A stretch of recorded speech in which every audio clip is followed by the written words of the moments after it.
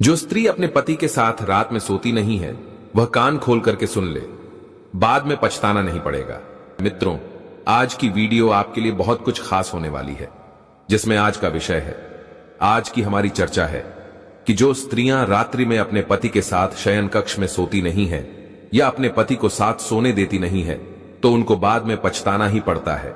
ऐसा क्यों होता है और क्या उनके लिए पछताना पड़ता है?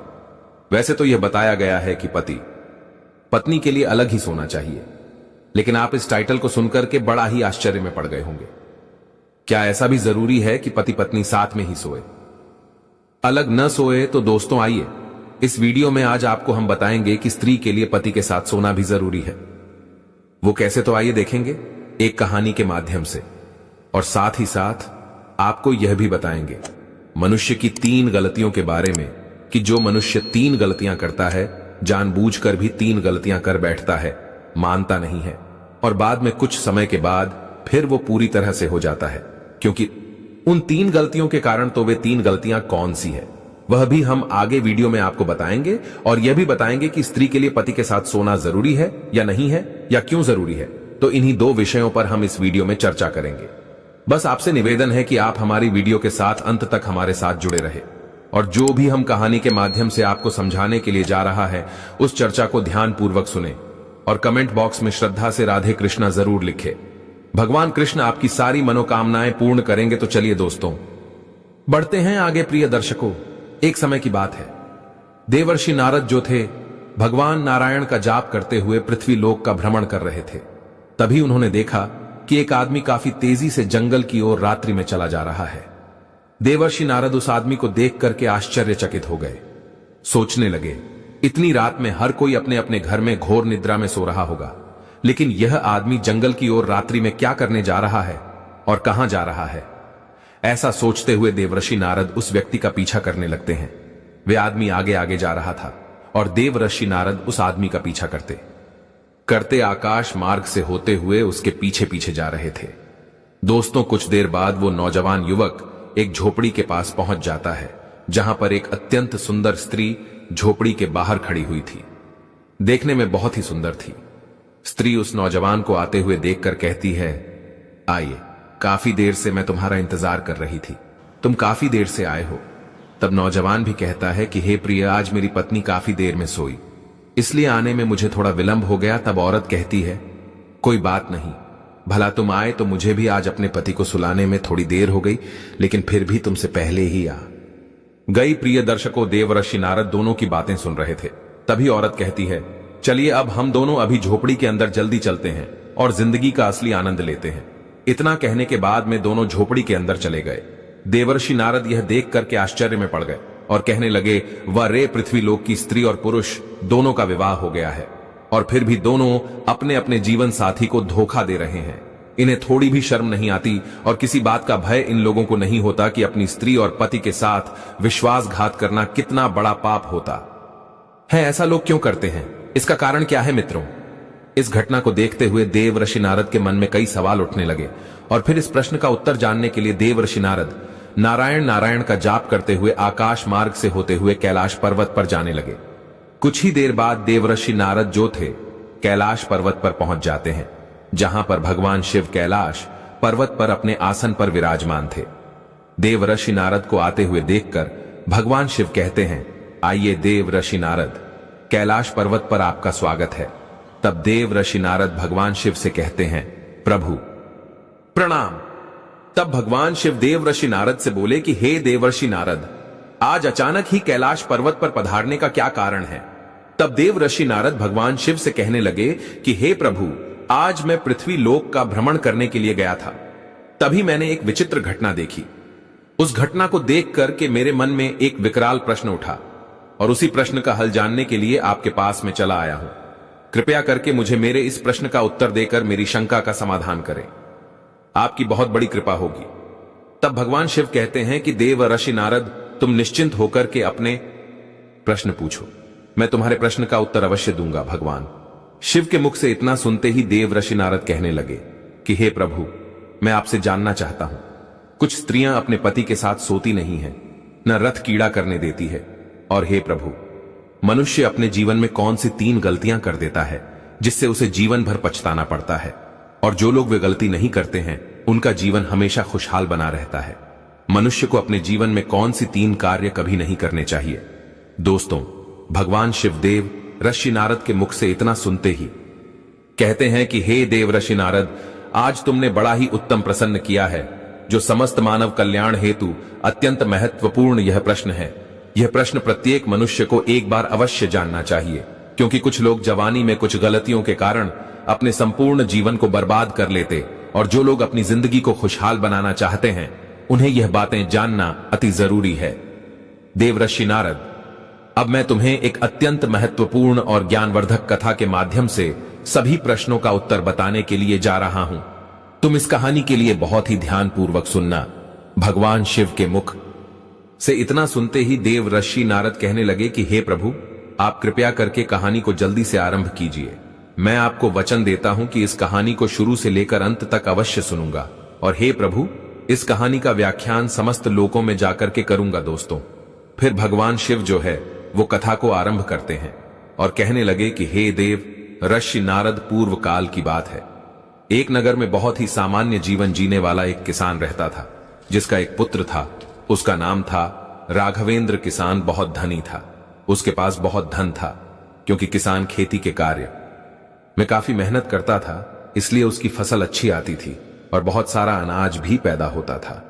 कुछ अनाज वे बाजार में बेच लेता, जिससे उसके पास कुछ पैसे हो जाया करते थे। भाई कुछ पैसे घर में रख लेता और कुछ पैसे में अपनी जरूरत पूरी करता था। किसान अपने पुत्र राघवेंद्र से बहुत ज्यादा ही प्रेम करता था और उसे आजादी भी उसने दे रखी थी, इसलिए राघवेंद्र काफी बर्बाद हो गया था, क्योंकि कहते हैं ना आजादी अधिक पुत्र को नहीं देनी चाहिए। संतान के लिए अधिक आजादी ही उसको बर्बाद कर देती है और गलत रास्ते पर जाने से मजबूर कर देती है, क्योंकि भाई ज्यादा आजादी पुत्र के लिए हानिकारक होती है। और एक दिन वह गलत मार्ग पर पहुंच ही जाता है, जैसा कि राघवेंद्र पहुंच गया था। वे राघवेंद्र जो था गलत संगत के कारण जुआ खेलने लगा, और इतनी ही कम उम्र में अपनी काम वासना को शांत करने के लिए वो वस्या के पास भी जाने लगा था। एक दिन इस बात का पता किसान को चल गया कि मेरा पुत्र वस्यायों के पास भी जाने लगा है, जुआ भी खेलने लगा है और शराब भी पीने लगा है। इसका खर्चा बहुत ज्यादा बढ़ गया है, अब कोई उपाय करना ही होगा। फिर किसान ने सोचा, अब हमें अपने पुत्र का विवाह देना चाहिए, क्योंकि जब इसका विवाह हो जाएगा, घर में इसकी पत्नी आ जाएगी, तो जितने भी यह गलत कार्य कर रहा है, हो सकता है पत्नी इसे समझा दे और उसकी बात मान ले और अपने गलत मार्ग से सही मार्ग पर आ जाए। यह सोचकर के किसान ने अपने पुत्र राघवेंद्र का विवाह करवा दिया। विवाह होने के बाद राघवेंद्र घर में ही रहने लगा, क्योंकि उसकी पत्नी अत्यंत सुंदर और रूपवान थी। कुछ दिन बाद राघवेंद्र के माता पिता वृद्धा अवस्था में पहुंच गए, बहुत ही वृद्ध हो गए, और एक दिन ऐसा आया कि वे दुनिया को छोड़ करके चले गए। दोस्तों, कहानी को आगे बताते हुए भगवान शिव कहते हैं कि देव ऋषि नारद, असली कहानी तो अब यहां से शुरू होती है। राघवेंद्र की पत्नी अत्यंत सुंदर थी, इसलिए राघवेंद्र की काम वासना तो शांत होने लगी थी, परंतु राघवेंद्र का अब भी जुआ खेलने की आदत नहीं गई थी, इसलिए जुए में सारी संपत्ति वो राघवेंद्र हार गया, और अब उसके पास बिल्कुल धन नहीं था और ना ही कोई उसके पास हुनर था। हे देव ऋषि नारद, एक दिन उसकी पत्नी ने कहा कि अब तो कुछ नहीं है, घर पर यहां राजा के पास में चले जाओ और वहां कोई नौकरी ढूंढ लो, ताकि हम अपने जीवन का गुजारा कर सके। भगवान से बोले कि नारद, समझने वाली बात है, अगर कोई व्यक्ति राजा के पास नौकरी मांगने के लिए जाता है तो राजा पहले उससे पूछते हैं कि तुम क्या कर सकते हो। अगर आपके पास कोई अच्छा हुनर है तो तुम्हें नौकरी भी दे देंगे या किसी कार्य पर रख लेंगे। अगर कुछ भी नहीं है तो बेकार आदमी समझकर आपको वहां से निकाल देंगे। हे देव ऋषि, इंसान की कला ही उसकी पहचान होती है, और राघवेंद्र के पास तो कुछ भी नहीं था, ना धन था, ना ही उसके पास हुनर था। इसलिए वो अपने जीवन के एक ऐसे मोड़ पर पहुंच गया था जहां पर इंसान का केवल पछतावा ही बचता है। उसके 2 पुत्र भी हो गए थे, उनका विवाह करना था, पैसे की बहुत ही जरूरत थी और राघवेंद्र के पास फूटी कौड़ी नहीं थी। घर चलाना भी मुश्किल होने लगा। राघवेंद्र दाने दाने के लिए मोहताज होने लगा। राघवेंद्र अपने शरीर की शक्तियों को पूरी तरह बर्बाद कर चुका था। एक दिन राघवेंद्र काम भाव से अपनी पत्नी के पास गया, तब उसकी पत्नी बोली, इस संसार में इंसान का सबसे बड़ा सुख केवल काम वासना ही नहीं होता, बल्कि जरूरतमंद लोगों की मदद करना भी होता है। और जो लोग काम वासना के चक्कर में अंधे हुए हैं वो बर्बाद ही हो जाते हैं। हे स्वामी, अब मैं जो तुम्हें 3 गलती बताने के लिए जा रही हूं, बहुत ही गौर से सुनना कि मनुष्य 3 गलतियों को कर बैठता है। कुछ लोग अनजाने में करते हैं, कुछ लोग जानबूझ करके कर बैठते हैं, और जो गलती ये कर बैठते हैं बाद में पूरी तरह से बर्बाद हो जाते हैं। नंबर 1 गलती है, जो अपने जीवन के शुरुआती दिनों में अच्छी शिक्षा और हुनर नहीं सीखते हैं तो अपने जीवन और करियर में कई तरह की दिक्कतों का सामना करते हैं। आपकी यही गलती आपको जीवन भर परेशान कर सकती है। नंबर 2, कामों को टालने की आदत।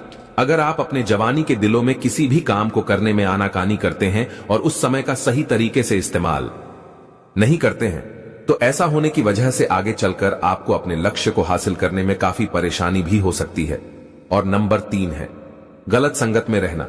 अपनी जवानी के दिनों में गलत संगति में पड़ जाना और बुरी आदतों का लत लगा लेना आपको आने वाले समय में तरक्की करने से रोकेगा और आपको बर्बादी की ओर ले जाएगा।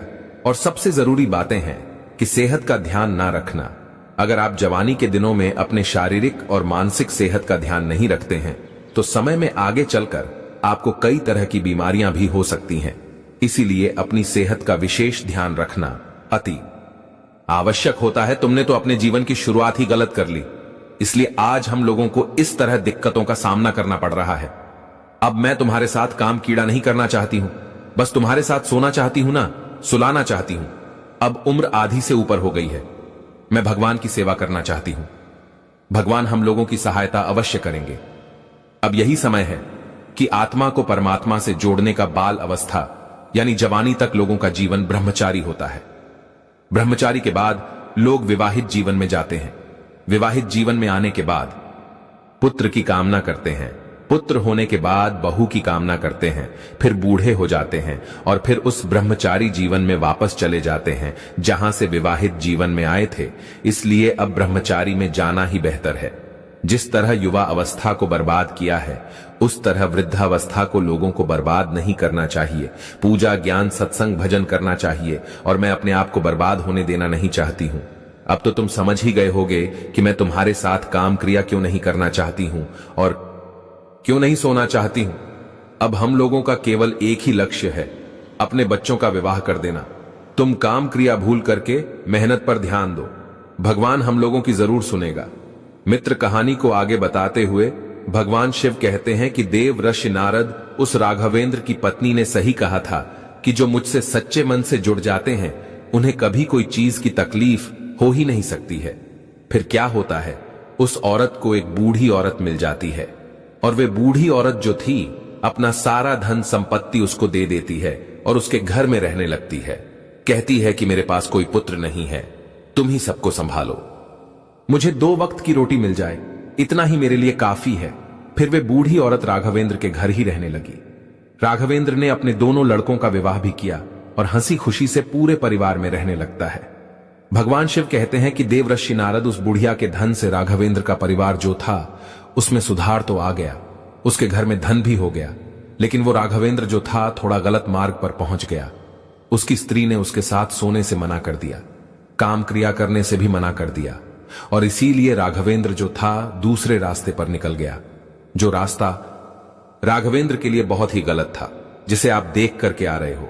राघवेंद्र जो था एक स्त्री के प्रेम के जाल में फंस गया था, क्योंकि उसकी स्त्री जो थी ना तो उसके साथ सोती थी, ना उसे सोने देती थी और ना ही उसकी काम वासना को शांत करने के लिए उसके साथ रथ क्रिया करती थी। और अपनी काम वासना से पीड़ित होकर के राघवेंद्र जो था दूसरी स्त्री के प्रेम के जाल में फंस जाता है और रात्रि में अपनी पत्नी को सुलाने के बाद में गांव से बाहर एक झोपड़ी में जाकर के उस स्त्री के साथ अपनी काम वासना को शांत करने के लिए उसी झोपड़ी में रथ क्रिया करता है और रथ क्रिया करने के बाद में दोनों अपने अपने घर चले जाते हैं।